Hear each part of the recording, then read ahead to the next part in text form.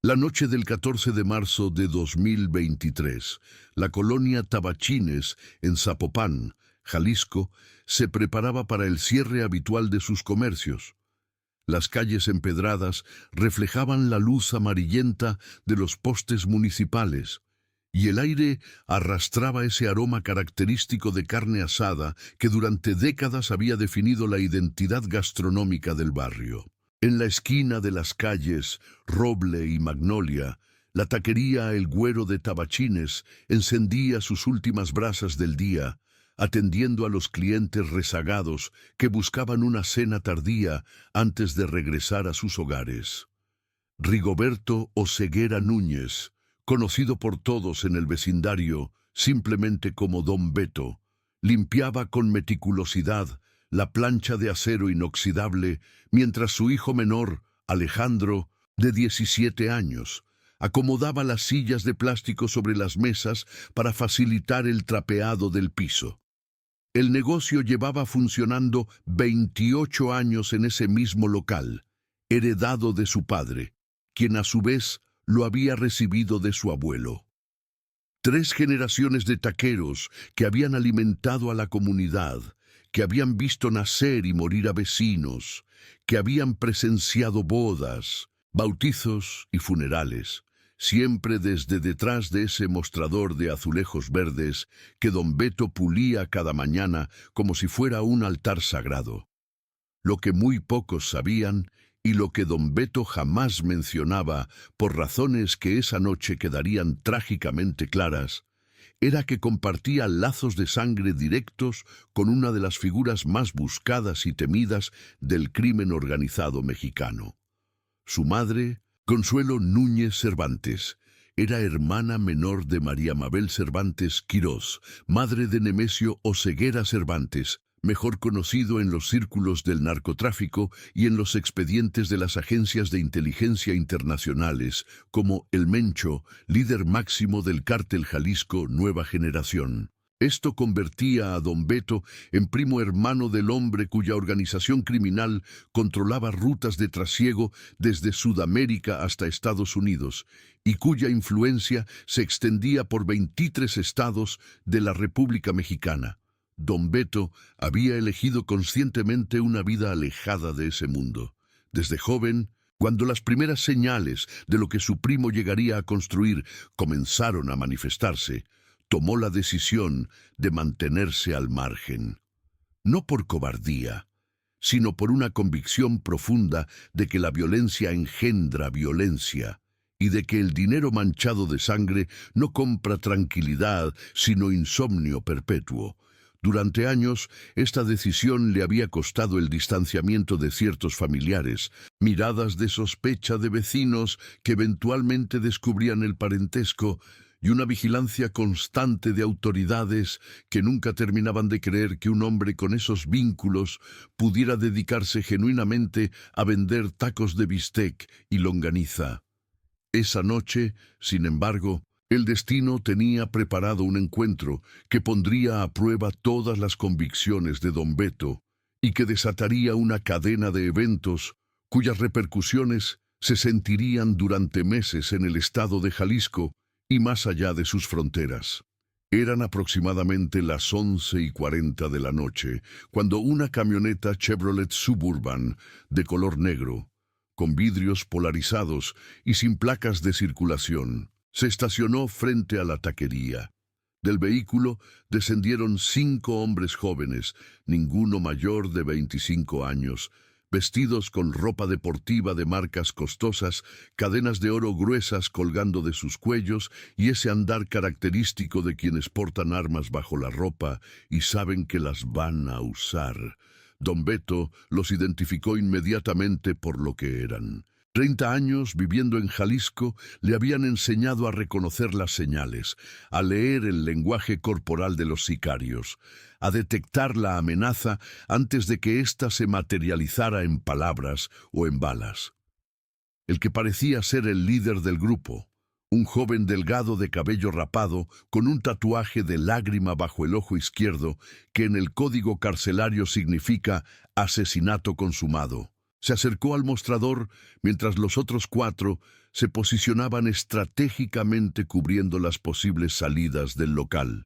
Alejandro, el hijo de don Beto, dejó caer la escoba que sostenía, paralizado por un miedo ancestral que reconocía sin haberlo experimentado nunca antes de manera tan directa.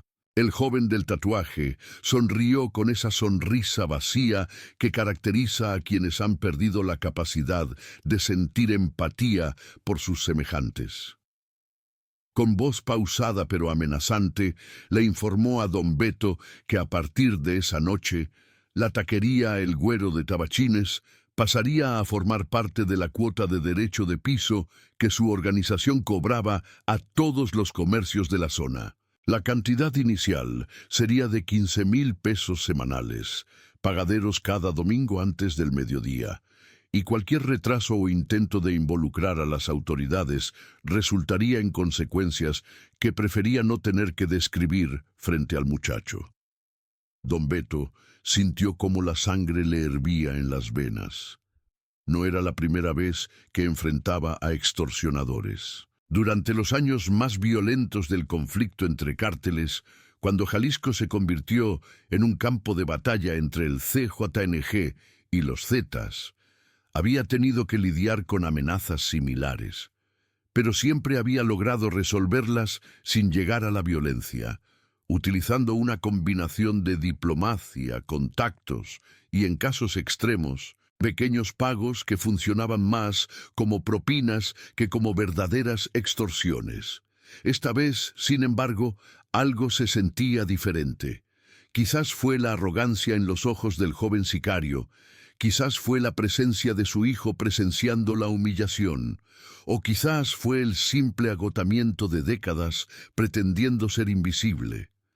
Con una calma que sorprendió incluso a él mismo, don Beto le preguntó al joven si sabía con quién estaba hablando. El sicario soltó una carcajada despectiva y respondió que le importaba muy poco quién fuera, que en esa colonia solo había un poder, y que ese poder no usaba mandil ni olía a cebolla.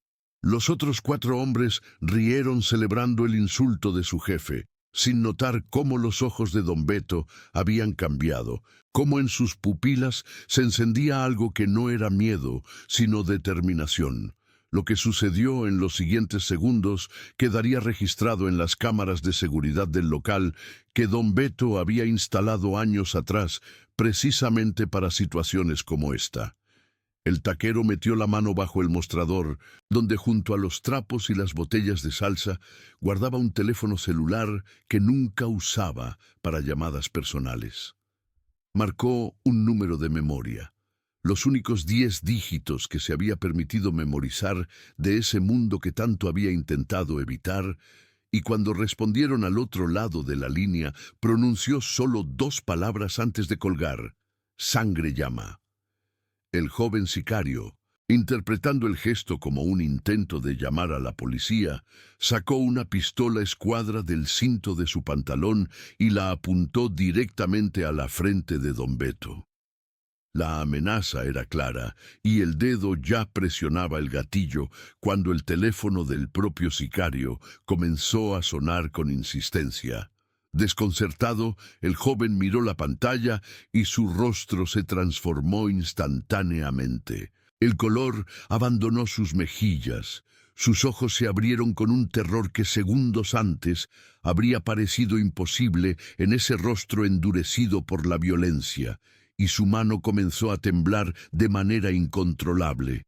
La llamada provenía de un número que todos en la organización conocían y que nadie se atrevía a ignorar jamás.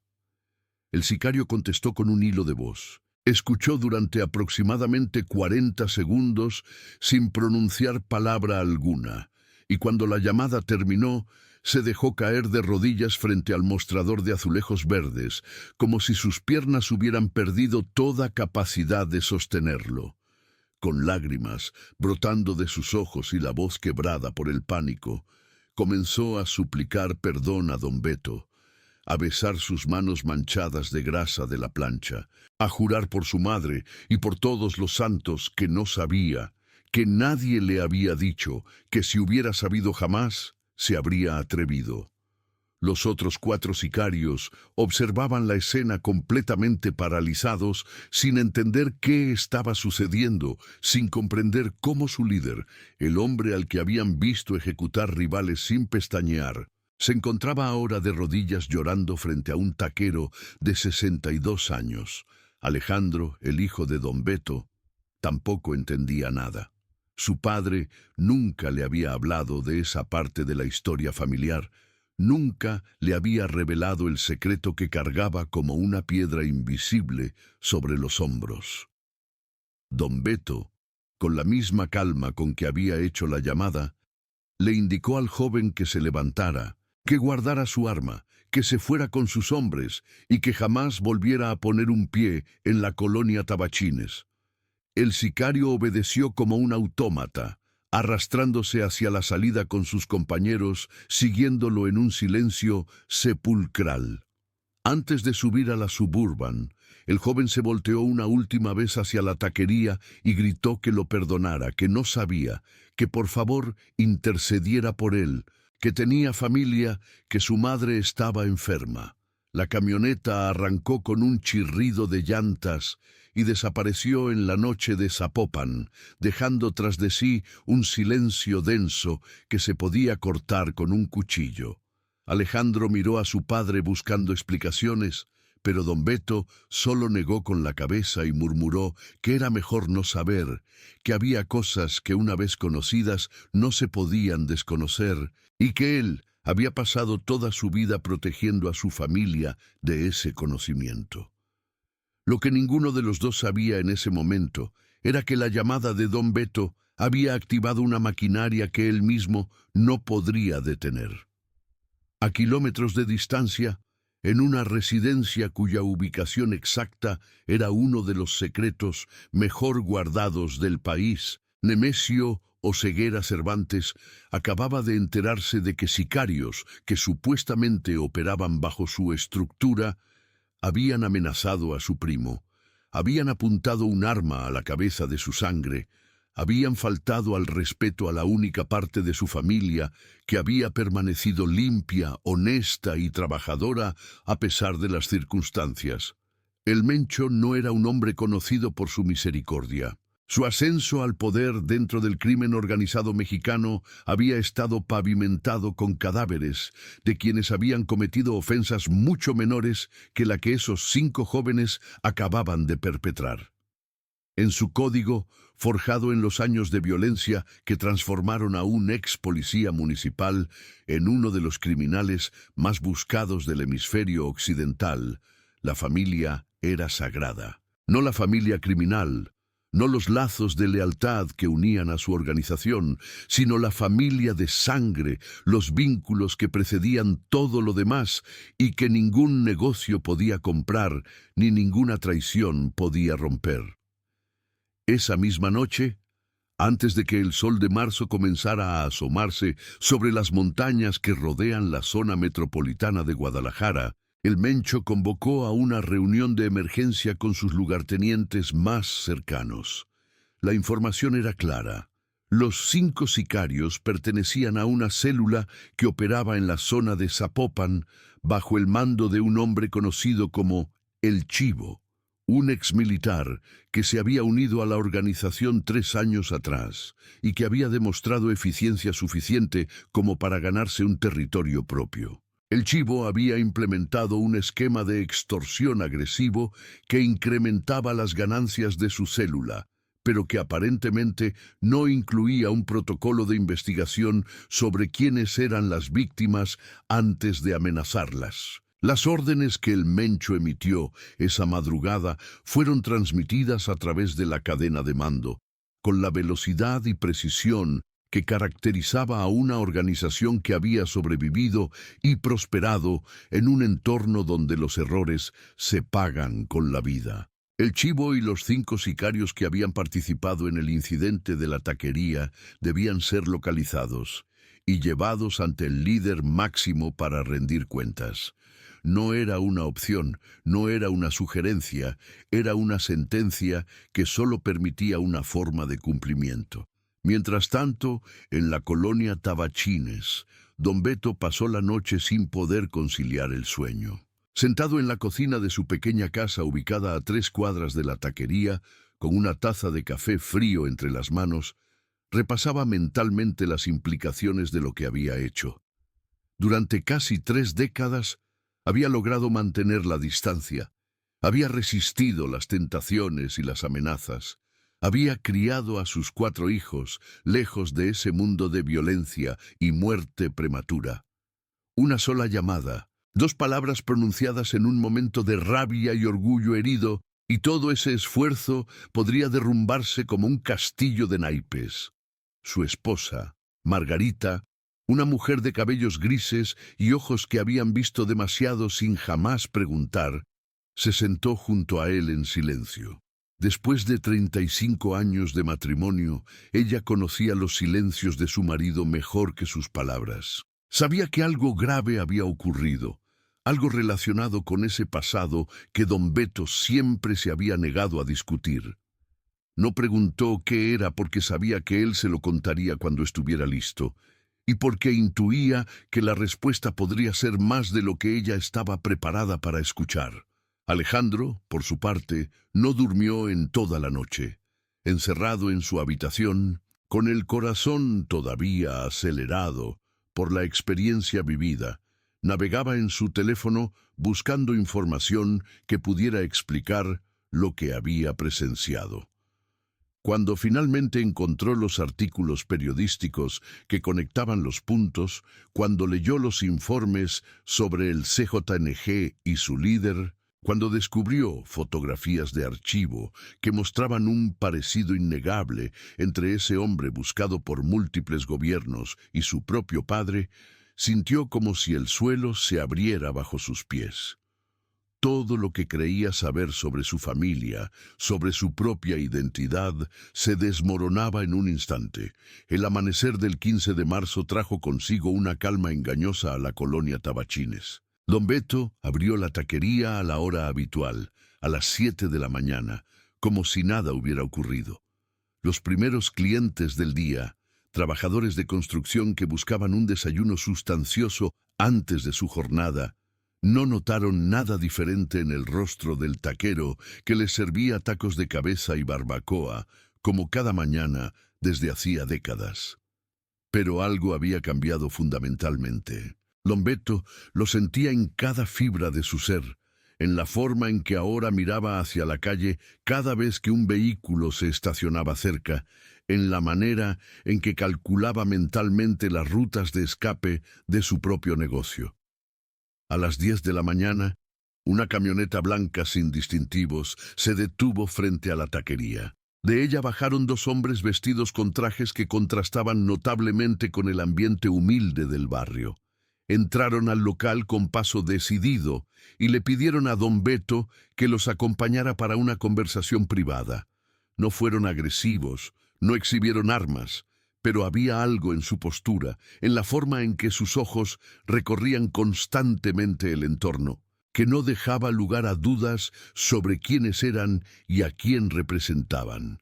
Don Beto dejó el negocio en manos de Alejandro, quien acababa de llegar tras una noche de insomnio y preguntas sin respuesta, y subió a la camioneta. El viaje duró aproximadamente 45 minutos, serpenteando por carreteras secundarias que se adentraban en la sierra de Jalisco. Cuando finalmente se detuvieron, don Beto se encontró frente a una hacienda de estilo colonial que parecía sacada de otra época, rodeada de jardines impecablemente cuidados y protegida por un perímetro de seguridad que rivalizaba con el de muchas instalaciones gubernamentales. Lo condujeron a través de pasillos adornados con arte que reconoció como genuino, obras de Diego Rivera y Frida Kahlo, que probablemente habían sido adquiridas en subastas privadas, o, conociendo el historial de la organización, simplemente tomadas de colecciones que ya no tenían dueño vivo. Finalmente, llegaron a un patio interior donde un hombre de complexión robusta, cabellos entrecanos y bigote poblado lo esperaba sentado junto a una fuente de cantera. Nemesio, o Ceguera Cervantes, se levantó para recibir a su primo con un abrazo que don Beto no supo si interpretar como genuino afecto o como preludio de algo mucho más siniestro. Hacía más de 15 años que no se veían en persona, desde el funeral de una tía que ambos compartían y que había sido la última ocasión familiar donde el Mencho se había atrevido a aparecer públicamente. Desde entonces, su rostro había envejecido, las arrugas se habían multiplicado, pero los ojos seguían siendo los mismos, intensos, calculadores, capaces de transmitir amenaza y calidez en proporciones exactamente medidas. La conversación que siguió duró casi 3 horas. El Mencho quería saber todo sobre el incidente, cada detalle de lo que había ocurrido, cada palabra que los sicarios habían pronunciado. Don Beto relató los hechos con la precisión de quien sabe que está siendo evaluado, consciente de que cualquier exageración o minimización podría tener consecuencias impredecibles. Cuando terminó su relato, el Mencho permaneció en silencio durante varios minutos, con la mirada fija en las aguas de la fuente, como si buscara en ellas alguna respuesta que el presente no podía ofrecerle. Finalmente habló. Le explicó a don Beto que los hombres responsables del incidente ya habían sido localizados y que estaban siendo trasladados a una ubicación donde recibirían una lección que nunca olvidarían, asumiendo que sobrevivieran lo suficiente como para recordar algo. Le aseguró que la colonia Tabachines sería declarada territorio protegido, que ningún miembro de la organización, bajo ninguna circunstancia, volvería a extorsionar o amenazar a ningún comercio del área. Y le ofreció algo que don Beto no esperaba, una disculpa sincera. El Mencho reconoció que su organización había crecido demasiado rápido, que en la expansión se habían incorporado elementos que no compartían los códigos originales, que la disciplina se había relajado en algunas células hasta el punto de cometer errores imperdonables como el que había traído a don Beto hasta esa hacienda. Habló de su infancia compartida con don Beto, de los veranos que pasaron juntos en el rancho de sus abuelos en Michoacán, de un tiempo anterior a todo lo que vino después, cuando ambos eran simplemente dos niños corriendo detrás de las gallinas y soñando con futuros que ninguno podría haber imaginado. Don Beto escuchó en silencio, procesando cada palabra, buscando en ellas la verdad o la manipulación, sin poder determinar con certeza cuál predominaba. Cuando el Mencho terminó de hablar, don Beto le hizo una sola pregunta. ¿Qué iba a pasar con los 5 jóvenes y con el tal Chivo que los comandaba? El Mencho lo miró directamente a los ojos y le respondió que eso dependía enteramente de él, que si don Beto pedía clemencia, la consideraría, y que si no la pedía, el resultado sería el que todos podían anticipar. Era una prueba, don Beto lo entendió inmediatamente. Una prueba diseñada para medir qué tanto de su primo seguía siendo el niño que lloraba cuando mataban a un cerdo en el rancho, y qué tanto se había endurecido por las décadas de supervivencia en un entorno que no perdonaba la debilidad. Don Beto pensó en su hijo Alejandro, en el terror que había visto en sus ojos la noche anterior, en el arma apuntando a su propia frente, en el desprecio con que aquel joven sicario había hablado de su trabajo y su dignidad. Pensó también en que esos 5 jóvenes probablemente tenían madres que los esperaban en algún lugar, hermanos que los admiraban, hijos quizás que crecerían sin padre. Después de un silencio que pareció extenderse durante una eternidad, don Beto habló. Le dijo a su primo que no quería la muerte de nadie sobre su conciencia, que bastante tenía con cargar el peso de saber que compartía sangre con alguien responsable de tanta violencia. Le pidió que los dejara vivir, pero que los alejara de Jalisco, que los enviara a donde no pudieran causar más daño, que les diera una oportunidad de redimirse, aunque él mismo dudara de que la aprovecharan. El Mencho asintió lentamente, con una expresión que podría haber sido de respeto o de decepción, imposible de determinar. Lo que don Beto no supo, sino hasta mucho después, cuando los hechos ya eran historia y las consecuencias ya se habían materializado, fue que su petición de clemencia había sido otorgada solo parcialmente. El Chivo, el exmilitar que comandaba la célula, fue ejecutado 3 días después del encuentro en la hacienda, su cuerpo apareciendo colgado de un puente peatonal en la zona de Tlaquepaque, con un mensaje que advertía sobre las consecuencias de faltar al respeto a la familia. Los 5 sicarios jóvenes, incluyendo al del tatuaje de lágrima, fueron efectivamente enviados lejos de Jalisco, pero no a otro territorio de operaciones como don Beto había imaginado.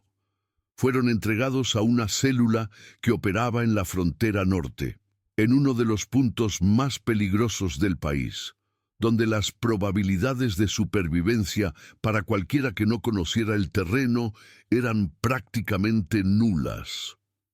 Estas noticias llegaron a don Beto a través de canales indirectos, rumores que se filtraban en los mercados y las calles de Zapopan, murmullos de vecinos que conectaban los puntos sin atreverse a decir nada en voz alta. Cada revelación añadía una capa más de culpa a una conciencia que ya estaba sobrecargada. Don Beto había querido proteger a su familia, defender su dignidad, y en el proceso había desatado fuerzas que estaban completamente fuera de su control. Las semanas que siguieron al incidente trajeron cambios visibles a la colonia Tabachines. Los comercios que durante años habían pagado cuotas de extorsión se encontraron repentinamente libres de esa carga. Los vendedores ambulantes, que habían sido expulsados de ciertas esquinas por sicarios locales, pudieron regresar a sus puntos habituales. Las familias, que vivían con el temor constante de la violencia, notaron una tranquilidad inusual, una calma que muchos no habían experimentado en décadas. La orden del Mencho se había cumplido al pie de la letra. La colonia era ahora territorio protegido, intocable para cualquier actividad criminal bajo pena de enfrentar la ira de la organización más poderosa del país. Pero esta protección tenía un costo que no era inmediatamente visible. Los vecinos de don Beto comenzaron a mirarlo de manera diferente. Los rumores sobre lo que había ocurrido aquella noche en la taquería se habían esparcido con la velocidad del fuego en un campo seco. Algunos lo veían con admiración, como un héroe local que había logrado lo que ninguna autoridad había conseguido: liberar a la colonia de la amenaza del crimen organizado. Otros lo miraban con temor, conscientes de que vivían ahora al lado de un hombre cuyas conexiones podían traer tanto protección como peligro. Y algunos, los más perspicaces, lo miraban con una mezcla de compasión y cautela, entendiendo que don Beto había quedado atrapado en una telaraña de la que probablemente nunca podría escapar. El negocio de la taquería, paradójicamente, floreció como nunca antes. Los clientes llegaban de colonias vecinas, atraídos por la historia que se contaba en susurros, por la curiosidad de conocer al taquero que supuestamente era primo del Mencho, por la sensación de seguridad que experimentaban dentro de un establecimiento que todos sabían estaba bajo la protección más efectiva posible. Don Beto contemplaba este éxito con sentimientos encontrados. Por un lado, los ingresos adicionales le permitían mejorar las condiciones de vida de su familia, pagar la universidad de sus hijos menores, ahorrar para una vejez que siempre había imaginado precaria. Por otro lado, cada peso que entraba a la caja registradora le recordaba el precio que había tenido que pagar por esa prosperidad. Alejandro, el hijo que había presenciado el incidente original, atravesó un proceso de transformación profunda en los meses posteriores. El joven, que antes soñaba con estudiar administración de empresas y eventualmente abrir una cadena de taquerías que honrara el legado familiar, ahora pasaba las noches consumiendo información sobre el crimen organizado mexicano, sobre la historia del CJNG, sobre las atrocidades documentadas que la organización había cometido. Confrontó a su padre en múltiples ocasiones, exigiendo explicaciones que don Beto no podía dar sin revelar verdades que consideraba demasiado peligrosas. La relación entre ambos, que siempre había sido cercana, comenzó a fracturarse bajo el peso de los secretos y los silencios. El 15 de mayo, exactamente 2 meses después del incidente en la taquería, la Fiscalía General de Jalisco recibió una denuncia anónima que reportaba actividades sospechosas en la colonia Tabachines. La denuncia, que más tarde se determinaría, había sido presentada por un grupo rival del CJNG buscando crear problemas en territorio enemigo. Describía a don Beto como un operador financiero del cártel que utilizaba su taquería como fachada para el lavado de dinero. Los agentes que investigaron la denuncia encontraron exactamente lo que cualquiera podría haber anticipado. Un negocio legítimo, con registros impecables, facturas en orden y ninguna evidencia de actividad criminal. Sin embargo, la investigación atrajo la atención de periodistas locales que comenzaron a indagar en la historia de don Beto. Un reportero del periódico El Informador, movido por una mezcla de instinto profesional y quizás imprudencia, logró confirmar el vínculo familiar entre el taquero y el líder del CJNG. La nota que publicó el 1 de junio, titulada simplemente como El Primo Olvidado, detallaba la historia de Rigoberto Oseguera Núñez, su decisión de mantenerse alejado del mundo criminal y los eventos de aquella noche de marzo que habían sacado a la luz una conexión que había permanecido oculta durante décadas. La publicación del artículo transformó la vida de don Beto de maneras que él nunca hubiera podido anticipar. Los medios nacionales retomaron la historia, luego los internacionales. Periodistas de Reuters, Associated Press y hasta corresponsales de medios europeos llegaron a la colonia Tabachines buscando entrevistas que don Beto sistemáticamente rechazaba. Equipos de televisión se estacionaban frente a la taquería esperando captar imágenes del hombre que había elegido vender tacos en lugar de unirse al imperio criminal de su familia. Los clientes que antes llegaban por curiosidad ahora eran superados en número por los que venían específicamente a conocer al protagonista de una historia que parecía sacada de una telenovela. Las autoridades, que hasta ese momento habían tratado a don Beto como un ciudadano más, intensificaron su vigilancia. Vehículos sin distintivos comenzaron a aparecer regularmente en la cuadra de la taquería. Agentes de la DEA solicitaron al gobierno mexicano autorización para interrogar al taquero, buscando cualquier información que pudiera ayudarlos a localizar a su primo.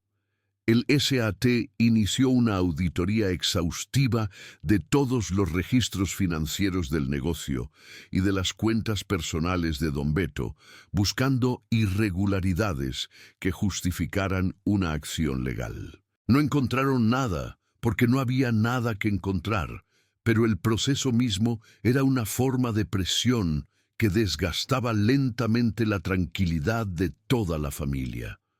Margarita, la esposa de don Beto, desarrolló un cuadro de ansiedad severa que la obligó a buscar tratamiento psiquiátrico por primera vez en su vida. Los hijos mayores, que habían construido sus propias vidas lejos de Jalisco, sin saber jamás sobre el vínculo familiar con el Mencho, enfrentaron interrogatorios en sus lugares de trabajo, cancelaciones de contratos y, en algunos casos, pérdida de empleos debido a la preocupación de empleadores que no querían verse asociados con ese apellido. Alejandro abandonó la escuela preparatoria, incapaz de concentrarse en sus estudios, mientras su fotografía aparecía en reportajes televisivos y sus compañeros lo señalaban en los pasillos. El 20 de julio, la presión alcanzó un punto crítico cuando don Beto recibió una visita que no esperaba. Dos hombres que se identificaron como representantes de una organización de derechos humanos le ofrecieron una propuesta. Se aceptaba dar una entrevista exclusiva detallando todo lo que sabía sobre su primo, sobre la estructura del CJNG, sobre las operaciones que pudiera haber observado a lo largo de los años.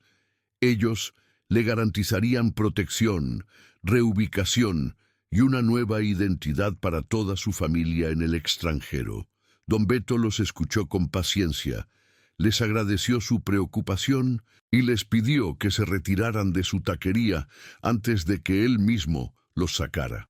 Lo que esos hombres no entendían, y lo que quizás nadie fuera de la cultura mexicana del norte podía comprender completamente, era que don Beto jamás traicionaría a su sangre, sin importar cuán oscuro fuera el camino que esa sangre hubiera elegido. No por lealtad al crimen, no por temor a las represalias, sino por un código de honor familiar que precedía cualquier consideración legal o moral externa. Su primo había elegido su destino, y él había elegido el suyo. Pero ambos seguían siendo familia, y en su mundo eso significaba algo que ningún programa de protección de testigos podía sustituir. El verano de 2023 trajo consigo una escalada de violencia en Jalisco que los analistas de seguridad habían anticipado, pero que de todas formas sorprendió por su intensidad. Una alianza entre cárteles rivales lanzó una ofensiva coordinada contra el CJNG, atacando plazas estratégicas, secuestrando operadores financieros y ejecutando a familiares de miembros de la organización como mensaje de intimidación. Don Beto, cuyo parentesco con el Mencho era ahora de conocimiento público, se convirtió automáticamente en un objetivo potencial de alto valor. El 8 de agosto, a las 3 de la madrugada, un convoy de vehículos se detuvo frente a la casa de don Beto. Pero no eran sicarios rivales los que bajaron de esos vehículos, sino elementos de la Guardia Nacional que llegaban para establecer un perímetro de seguridad alrededor de la propiedad. El gobierno federal, presionado por organizaciones internacionales y preocupado por el potencial escándalo si algo le ocurría al primo del líder criminal más buscado del país, mientras estaba bajo su jurisdicción, había decidido asignar protección permanente a la familia Oseguera Núñez. Don Beto contempló a los soldados que ahora custodiaban su calle con una amargura que nunca antes había experimentado. Durante toda su vida había evitado la protección de su primo para no deberle nada, para mantener su independencia y su dignidad. Ahora tenía escoltas gubernamentales que no había pedido, que no quería y que le recordaban constantemente que su vida ya no le pertenecía del todo. La taquería, que había sido su refugio del mundo durante casi 3 décadas, se convirtió en una especie de atracción turística vigilada por hombres armados. Los clientes regulares dejaron de venir, intimidados por la presencia militar. Los que llegaban eran mayormente curiosos, periodistas disfrazados o agentes encubiertos de diversas agencias que esperaban que don Beto cometiera algún error que pudiera usarse en su contra. El 1 de septiembre, coincidiendo con el informe presidencial, el Mencho envió un mensaje a su primo a través de intermediarios. Era breve, pero claro. La situación se había complicado más allá de lo que cualquiera había anticipado, y la única forma de garantizar la seguridad de don Beto y su familia era sacarlos del país temporalmente hasta que las aguas se calmaran. El Mencho había preparado documentos, reservaciones y una propiedad en Costa Rica donde podrían vivir cómodamente durante el tiempo que fuera necesario. Todo estaba listo, solo faltaba que don Beto aceptara. La propuesta desató una crisis familiar que duró semanas. Margarita, agotada por meses de ansiedad y temor constante, suplicaba a su esposo que aceptara, que pensara en los hijos, que entendiera que quedarse en México era una sentencia de muerte lenta por estrés, sino por balas. Alejandro, cuya rabia inicial hacia su padre se había transformado en una culpa compleja por haberlo juzgado sin entender las circunstancias, argumentaba que huir era darles la razón a todos los que decían que don Beto era parte de la organización. Los hijos mayores, contactados por teléfono, ofrecían opiniones contradictorias que reflejaban sus propias experiencias con las consecuencias de la revelación del vínculo familiar. Don Beto escuchó a todos, consideró cada argumento y finalmente tomó una decisión que sorprendió a propios y extraños.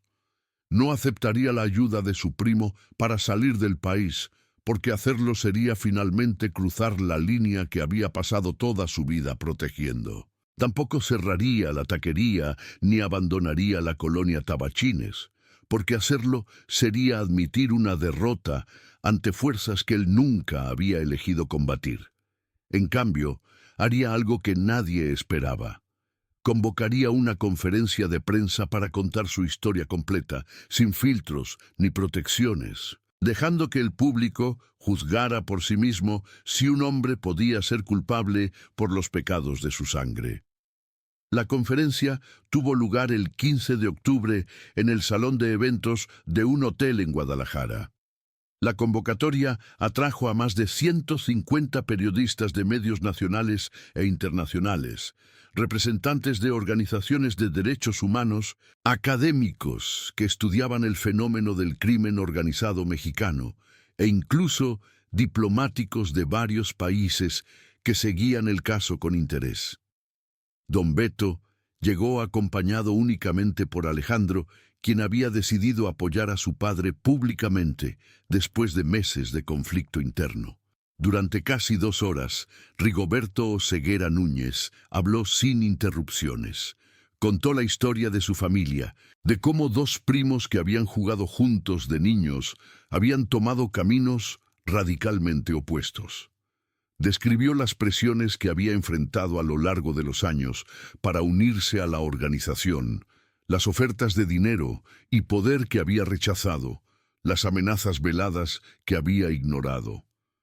Explicó por qué había hecho la llamada aquella noche de marzo, admitiendo que había sido un momento de debilidad del que se arrepentía profundamente, pero también defendiendo su derecho a proteger a su familia de quienes la amenazaban. Respondió preguntas durante 1 hora adicional, incluyendo algunas que claramente buscaban incriminarlo o hacerlo contradecirse. Cuando un periodista le preguntó directamente si condenaba las acciones de su primo, don Beto pausó por varios segundos antes de responder. Dijo que no era quien para condenar a nadie, que la violencia del crimen organizado era una tragedia nacional que tenía raíces profundas en la desigualdad, la corrupción y la falta de oportunidades, y que si algo había aprendido en 62 años de vida, era que juzgar a otros sin entender sus circunstancias era demasiado fácil y demasiado inútil. La conferencia de prensa generó una ola de cobertura mediática que dominó los titulares durante semanas. Las opiniones estaban divididas de manera predecible. Algunos lo consideraban un héroe, un hombre que había resistido la tentación del dinero fácil y había elegido una vida de trabajo honesto. Otros lo veían como un cómplice pasivo que se había beneficiado indirectamente de la protección de su primo durante décadas. Y otros más lo percibían simplemente como una víctima de circunstancias que él no había elegido, un hombre ordinario atrapado en una historia extraordinaria. El impacto más significativo de la conferencia fue, paradójicamente, dentro del propio CJNG. La exposición pública de don Beto, su declaración ante los medios, su negativa a aceptar ayuda de la organización, fue interpretada por algunos elementos como una traición, como un intento de distanciarse públicamente de la familia criminal para obtener beneficios legales o mediáticos. Estos elementos comenzaron a cuestionar la orden de protección sobre la colonia Tabachines, argumentando que si Don Beto quería ser tratado como un ciudadano común, debería enfrentar las mismas presiones que cualquier otro ciudadano común en territorio controlado. La tensión interna llegó a oídos del Mencho a través de sus redes de inteligencia. La respuesta fue rápida y definitiva. Cualquiera que tocara a su primo o a su familia enfrentaría las consecuencias personalmente con él. La orden fue acatada, pero el resentimiento persistió, creando una fractura que se sumaría a las muchas otras que debilitaban gradualmente la estructura de la organización más poderosa del país. El año 2023 terminó con Don Beto de vuelta en su taquería, sirviendo tacos de bistec y longaniza a una clientela que gradualmente había comenzado a regresar. La presencia militar se había reducido a una patrulla ocasional. Los periodistas habían encontrado otras historias que contar y la vida en la colonia Tabachines había vuelto a algo parecido a la normalidad.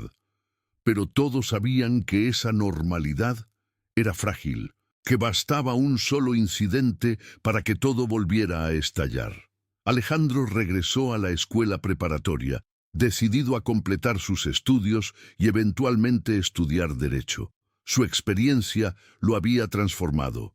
Le había dado una perspectiva sobre la justicia, la familia y la violencia que ningún libro de texto podría haber proporcionado. Soñaba con convertirse en abogado defensor de personas atrapadas en circunstancias similares a las de su padre, personas juzgadas por asociación, condenadas por compartir sangre con quienes habían elegido el camino equivocado.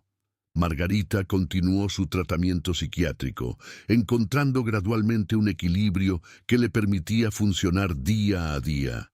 Nunca recuperó completamente la tranquilidad que había conocido antes, de aquella noche de marzo, pero aprendió a vivir con la ansiedad como una compañera constante, manejándola en lugar de dejarse dominar por ella. Don Beto, por su parte, siguió limpiando su plancha de acero inoxidable cada mañana, siguió sirviendo a sus clientes con la misma dedicación de siempre. Siguió siendo el taquero de la colonia Tabachines, que todos conocían desde hacía décadas, pero en sus ojos había ahora una sombra que antes no estaba, una conciencia de la fragilidad de todo lo que había construido, un reconocimiento de que la paz que disfrutaba era prestada y podía ser revocada en cualquier momento. El 14 de marzo de 2024, exactamente un año después del incidente original, Don Beto cerró la taquería a las 11 de la noche, como de costumbre. Alejandro estaba con él, ayudándolo a limpiar como aquella noche que había cambiado todo. Padre e hijo trabajaron en silencio durante varios minutos hasta que Alejandro habló. Le preguntó a su padre si se arrepentía de haber hecho aquella llamada. Si pudiera volver atrás, ¿cambiaría algo? Don Beto dejó de frotar la plancha y miró a su hijo directamente a los ojos. Le dijo que se arrepentía de muchas cosas, de no haberle contado la verdad antes, de haber permitido que la rabia nublara su juicio, de haber abierto una puerta que creía cerrada para siempre, pero no se arrepentía de protegerlo, no se arrepentía de defender la dignidad de su familia. No se arrepentía de demostrar que incluso un hombre, sin poder aparente, podía enfrentar a quienes lo amenazaban y salir con su integridad intacta. Alejandro asintió lentamente, procesando las palabras de su padre. Luego hizo otra pregunta, la pregunta que había estado guardando durante un año completo. Si alguna vez había considerado unirse a su primo, si alguna vez había sentido la tentación de tomar el camino fácil. Don Beto sonrió con tristeza. Le confesó que sí, que hubo momentos en su juventud cuando la pobreza apretaba y las oportunidades eran escasas. cuando vio a su primo acumular riquezas que parecían imposibles para un hombre de su origen. Pero entonces pensó en su padre, en su abuelo, en generaciones de taqueros que habían alimentado a su comunidad con trabajo honesto, y supo que traicionar ese legado sería traicionarse a sí mismo. El dinero del crimen compra cosas, explicó, pero no compra paz interior, no compra el respeto de mirarse al espejo cada mañana, no compra la certeza de que los hijos pueden estar orgullosos de su padre. Terminaron de limpiar la taquería en silencio, cada uno perdido en sus propios pensamientos. Cuando salieron a la calle, la colonia Tabachines dormía bajo la luz amarillenta de los postes municipales, igual que aquella noche de marzo, pero diferente en formas que solo ellos podían percibir. Don Beto cerró la cortina metálica con el mismo ritual de siempre, verificó el candado 3 veces como hacía desde hacía 28 años, y caminó junto a su hijo hacia su casa, hacia una cena calentada en el microondas, hacia una noche de sueño que ambos sabían sería interrumpida por pesadillas que nunca compartirían en voz alta. En algún lugar de México, en una ubicación que los mejores servicios de inteligencia del mundo seguían sin poder determinar con precisión, Nemesio Oseguera Cervantes recibió un informe sobre su primo como lo hacía cada semana. El informe indicaba que don Beto había cerrado su negocio a la hora habitual, que no había incidentes que reportar, que la familia seguía a salvo. El Mencho guardó el informe en un cajón junto a cientos de otros documentos y continuó con los asuntos que demandaban su atención.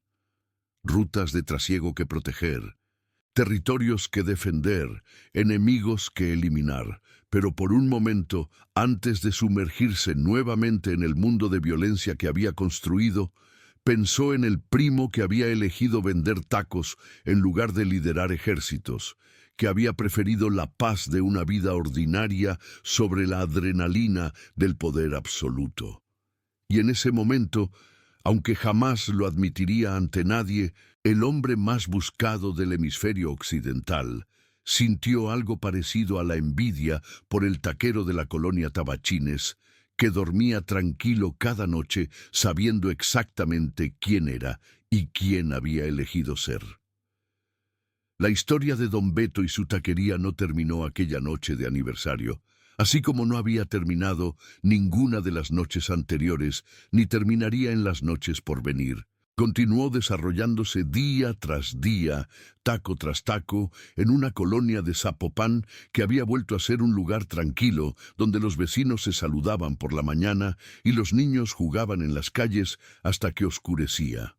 La protección seguía vigente, la amenaza seguía latente, y el equilibrio entre ambas seguía siendo tan frágil como siempre había sido. Pero en medio de esa fragilidad, en el corazón de un país devastado por décadas de violencia y corrupción, existía una pequeña taquería de azulejos verdes donde un hombre de 63 años preparaba los mejores tacos de bistec de toda la zona metropolitana de Guadalajara, exactamente como lo había hecho su padre y su abuelo antes que él.